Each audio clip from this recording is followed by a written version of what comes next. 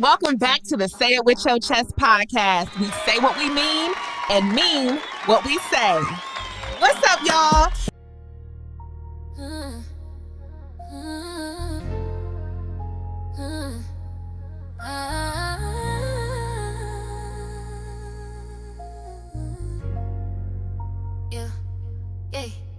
Feels like I'm harder than ever. Feels like I'm harder than most. You will not play with my name. I turn your ass into a ghost. I try to give you the game. I try to keep you afloat. But this nigga really red. He's snitching time. All right, y'all. Today's hot topic is gospel legend Donnie McClurkin. A man whose music has touched millions, but right now, his name is in the headlines for something much more serious. Donnie McClurkin is a Grammy-winning gospel singer, pastor, and songwriter best known for songs like Stand and We Fall Down. For decades, he's been one of the most respected voices in gospel music and church culture. But now, his legacy is being questioned. McClurkin is currently being sued in a civil lawsuit filed in New York by a man who says he was once his personal assistant. The lawsuit accuses Donnie McClurkin of sexual abuse, claiming the alleged incidents happened over several years beginning in the early 2000s. According to the lawsuit, the accuser alleges the abuse occurred during prayer sessions, counseling, and while traveling. He says the experiences caused lasting emotional and psychological trauma. To be clear, these are allegations, not criminal charges. Donnie McClurkin has not been arrested or criminally charged. McClurkin has denied the accusations, calling them false, and says he plans to fight the lawsuit.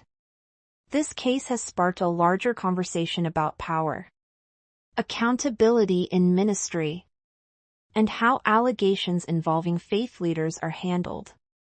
As the case unfolds, the courts will decide what happens next. Until then, we'll continue to follow the facts. Drop your thoughts in the comments respectfully. And stay tuned for more hot topics. Also, don't forget to like, share, and subscribe to the channel. See y'all on the next video. There's a man by the name of Nelson Mandela. This is in 1995, the year after apartheid fell.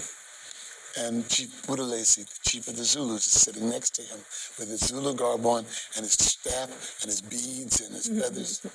And after I sang, I was mad because the president of South Africa is on the third row on the stage.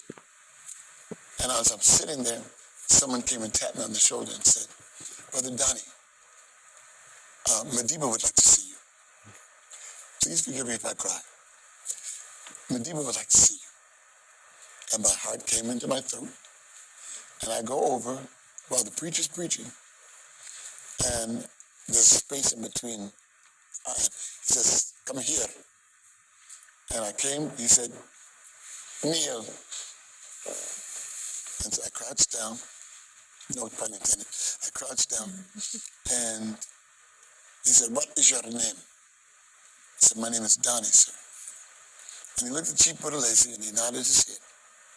Chief Buthelezi took a staff, hit me on both shoulders, and said, "Rise, Spusiso." And the guy that brought me over, while the preacher's preaching, runs over to the choir and screams, "Spusiso!" And the whole choir, Zulu, Sutus, Jumba, and he runs to the front of the stage and screams, "Spusiso!" in a microphone, and the whole place is screaming. You literally had to do like this. And the preacher said, "Brother Donnie, what is happening?" And I grabbed the microphone and I walked to the front of the stage and said, "Well, first of all, my name is not Donnie.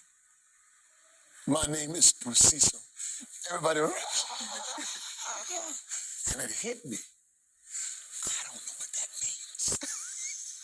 So I said, "Excuse me." I walked back over to President Mandela and said, "What does that mean?" He said, "It means anointed one." Oh. And I went back, I said, second of all, the president of South Africa, the hero of South Africa, is sitting on this platform on the third row. President Nelson Mandela, everybody's screaming.